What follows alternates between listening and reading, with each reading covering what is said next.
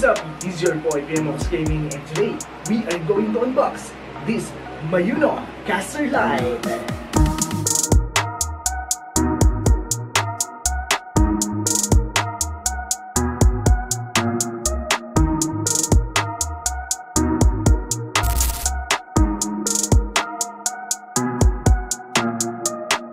Autobots, transform! So before we proceed, I would like to thank the JG Superstore for sending this Mayuno Caster Light. So i-review natin itong Mayuno Caster Light ng real talk lang, and kung ano talaga yung dating sa atin nitong device na to. And huwag na tayong magpatumpik-tumpik pa, let's unbox these items. Pakita ko muna sa inyo yung packaging niya, which is very elegant. Look at this.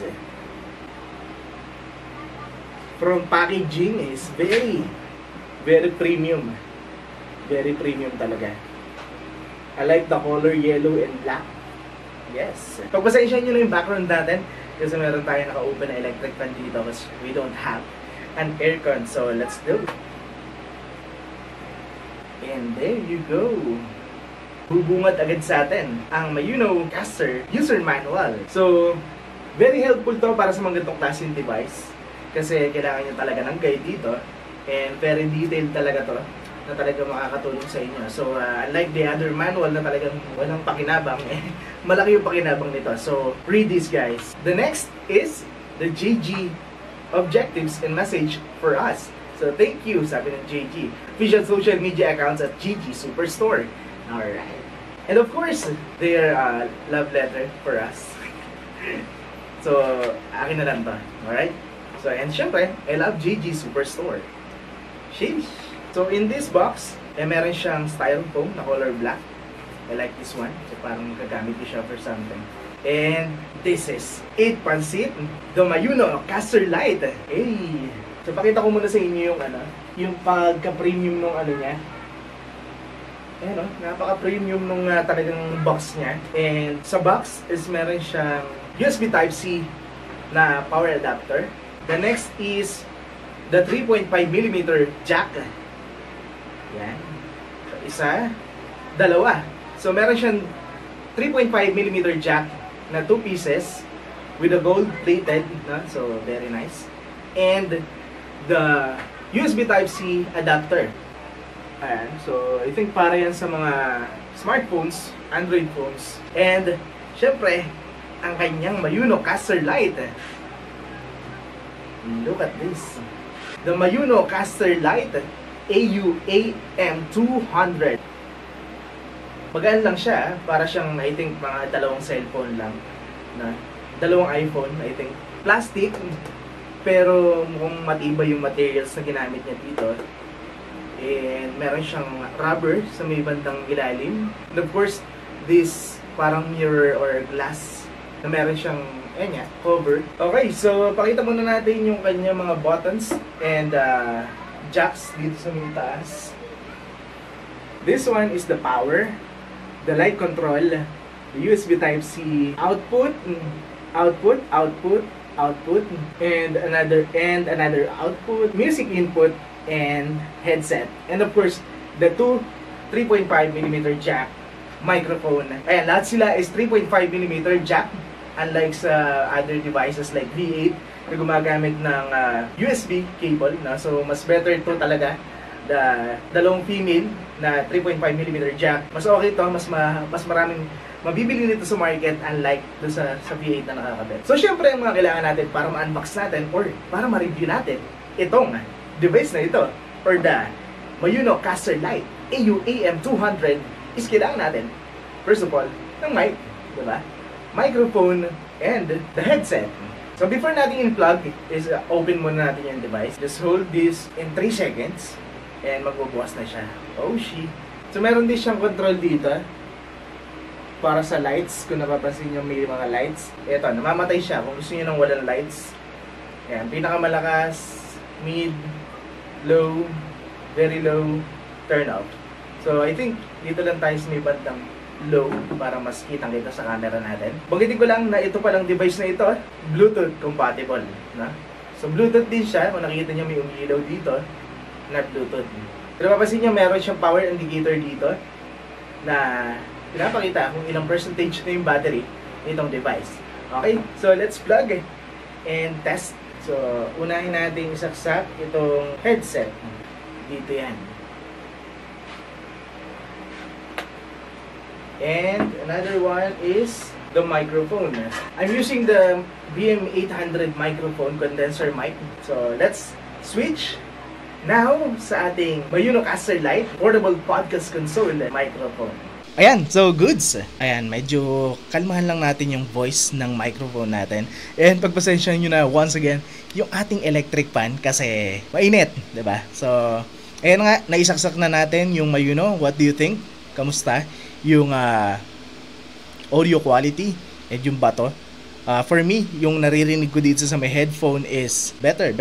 Pero, yun nga, kung naka-aircon siguro dati or walang masyadong naririnig na fan, talagang pulido to, no? Ito, meron ditong indicator, pakita natin, yung indicator ng microphone. So, goods lang yan sa green, huwag nyo nga hayaan na maging red yung bato dito ng microphone kasi masyado na siyang masakit sa tenga. So, first, etong analog na to is the control of the volume of the microphone. Simple thing. Pag hininaan mo, syempre, wala yung boses. Wala na kayo naririnig. So, syempre, timplahin natin yan nang naaayon sa ating condenser microphone. The next one is dito naman tayo sa taas. Yung bandang nasa gitna, yung kanyang 4 na analog na button or control. So, this one is the bass or the bass. So, pag tinanggal mo yan, syempre, parang magiging lang yan. Manipis lang. No? Walang yagundong. Kaya mas better kung 50% yung gagawinin mo, pero subukan natin yung 100% nito, yung sagad, na talaga namang parang hello, sound check. Parang sinusubo mo na yung microphone na. So, hindi siya recommended. Depende pa rin sa'yo yan. So, 50% yung trip ko dito. And this one is the high. So, kung mapapansin mo yung second controller natin, is yung high. So, parang lumalim, diba? So, sa bandang 50%, sakto lang yan. Kung tataasan natin ng 100%, para ka ng robot o kung nasa mang lupalop ng mundo na. 50% lang yung gagawin natin yan. The next one is the treble. So, kung nagkakaraoke o video okay kayo, familiar kayo sa treble. So, kung hinaan natin yan is para ka nasa loob ng jar, diba? So, 50% is goods, but hindi ako komportable dito. I think 75%. Pero subukan natin yung 100% kung kamusta sa inyo yung 100%. I think okay din, pero masyado na siyang crispy masyado, diba? So, gawin lang natin dito is 75% para naman balance lang. Na. And the next one, dito, ang pinaka-last hit sa may bandang itaas is itong master's volume. So, kung babaguhin ko to, wala magbabago yan dito sa naririnig ko, pero magbabago yan sa recording. Like this. So, magsasalita ako ng kahit anong gusto ko at pabababain ko to hanggang sa dulo, hanggang sa wala na kayong marinig. Wala na kayo naririnig. So, this is the master's volume para sa recording. And the next one is the music. So, ito yung volume para sa music. Nakabukod yung volume controller ng microphone sa music, which is better, diba? Especially sa mga nagla-live stream, sa mga nagpa-podcast, sa mga nagla-live ng anything na gusto niya. So, especially sa mga nagko-cover ng kanta, diba? Nababalance nyo dito using this device. And proceed tayo dito sa may bandang kaliwa. Ito naman yung analog or controller para sa volume ng echo. So, testing natin yung echo, diba? So, echo 50%. So, hello, sound check, mic test. This is the 50% of the echo of the Mayuno Caster Lite. And 100%.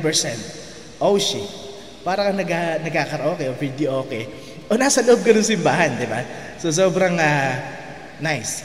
I think perfect to para sa mga video okay. Like, subukan natin mag falling out, falling in, hey, depende na lang kung ilang reverb yung gusto mo or depende kung ganong ka-echo yung gusto mo, diba? This one is the master's volume para sa headphone. Sa monitoring naman to, or depende kung naka-speaker ka, ito yung controller para bawasan mo yung naririnig or yung sounds sa kapaligiran. Proceed tayo dito sa kanilang very nice and very useful na mga sound effects. Meron ditong 8 presets na nakalagay na dito And meron siyang 4 na customizable na buttons para sa sound effects na very very helpful to para sa mga live streamers and sa mga nagpa-podcast. Let's test na maglagay. Ang kailangan nyo lang gawin dito is i-hold nyo and then magsalita kayo. Pag nag-click na kayo dito and umilaw na yung button, ibig sabihin recording na yan. Okay, so testing natin. Hello.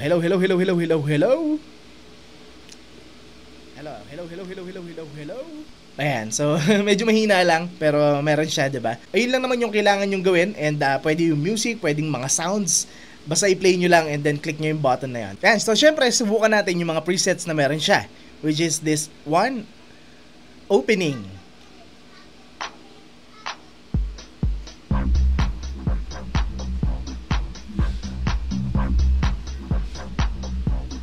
Ayan, so meron siyang opening preset na pwede nyo i-customize dito sa 4 na button na to kung meron kayo sariling opening. Pero kung wala, pwede yan, diba? So, next one is the applause.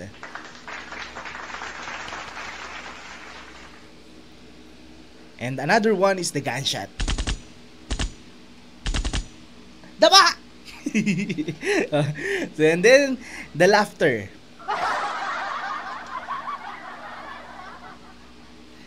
And next is the booing.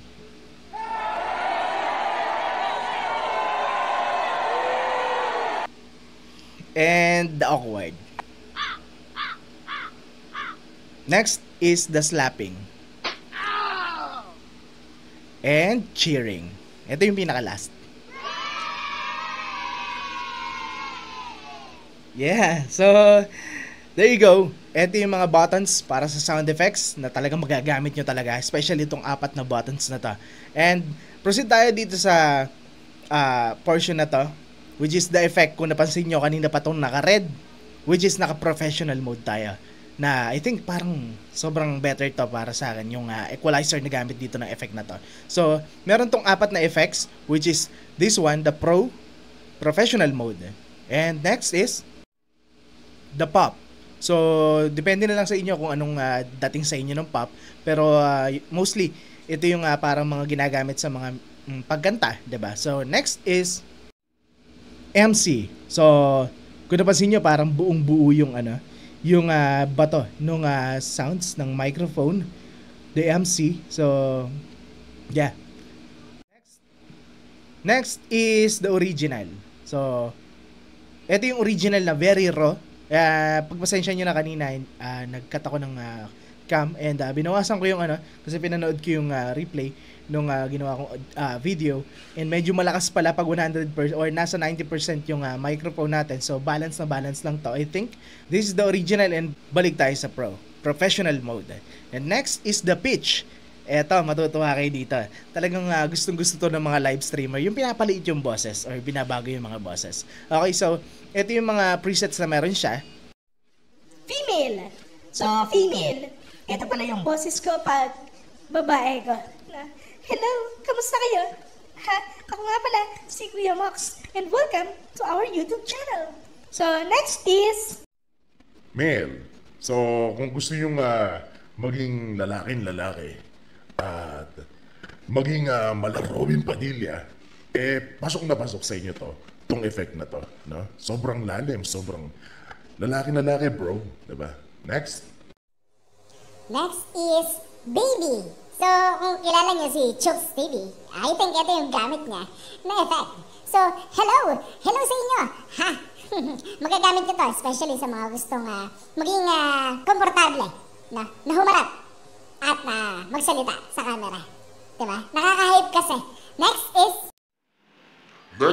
is robot. This one is robot. So, kung gusto nyo maging robot sa inyong mga content, pwede to. Like, pwede kayo maging transformer, like Autobots, transform! Megatron, where are you? Where are you now? Pwede pa rin. So, kung gusto nyo mawala, pindutin nyo lang yung effect. So, pag pinindot nyo yung effect, automatic mawawala na yung pitch. And nakakatawa, diba? So, punta muna tayo sa denoise before tayo mag-proceed dito sa music only kasi kailangan natin ng computer dito. And the denoise is, syempre, tatanggalin nyo yung mga background noise.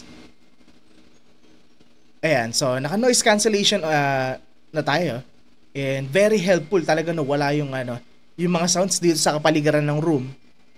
But masyadong malakas na talaga yung yung sounds ng electric fan, pero pansinin niyo, nawala talaga, 'di ba? Konti na lang, gumaganto-ganto na lang. Kasi masyado nga malakas, nakatutok sa akin kasi. So, let's see the difference kung gaano ka-effective tong denoise pag naka-disable or naka-enable. So, this one is naka-enable, pansinin nyo. Then, turn off natin. Sobrang laki ng diferensya niya, 'di ba? So, I think, turn on na lang natin tong denoise. And, proceed tayo dito sa music only and loop back and the side chain. So, kailangan nito ng music. Ayan, so nag-play na ako ng music pero hindi nyo naririnig kasi kailangan ko munang pindutin yung loop back para marinig nyo yung music na pinapatugtog ko. Like this one.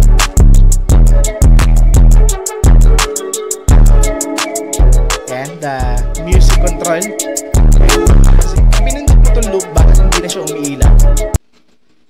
Ayan, mawawala na yung music sa content mo. Very helpful to para sa mga gusto mag-DJ dyan at sa mga nagpa-podcast na.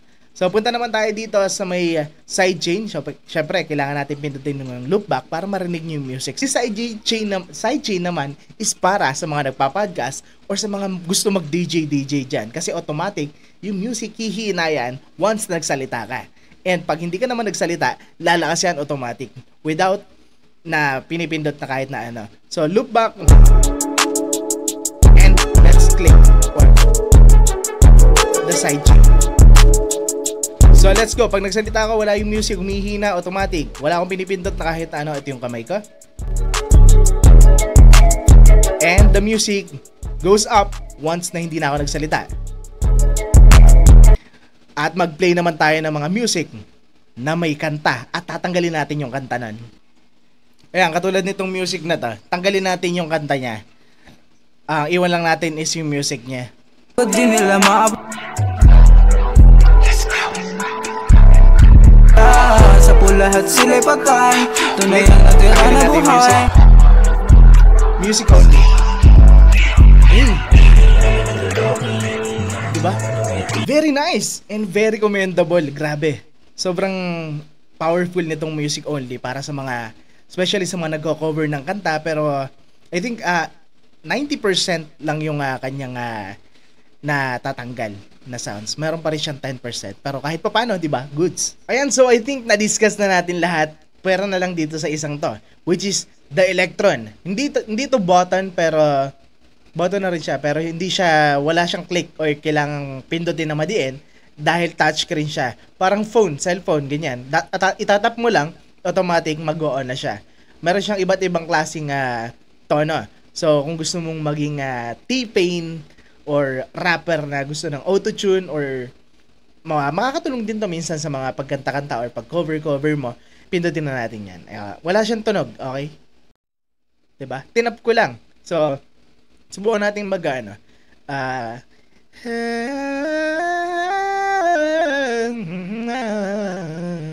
So, pag tinap mo yan, may mga iba-iba yung alon. Like this one. This is the A minor. Next naman, ayan.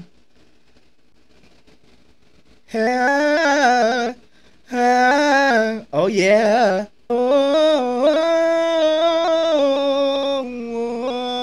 I am a bad romance. So, kung gusto niyo mawala yan, click nyo lang din uli yung effect. So, automatic mawawala na yan pag nawala na yung, pag na-click nyo na yung effect. So, mapapansin nyo naman yan pag hindi na umilaw yung Electron.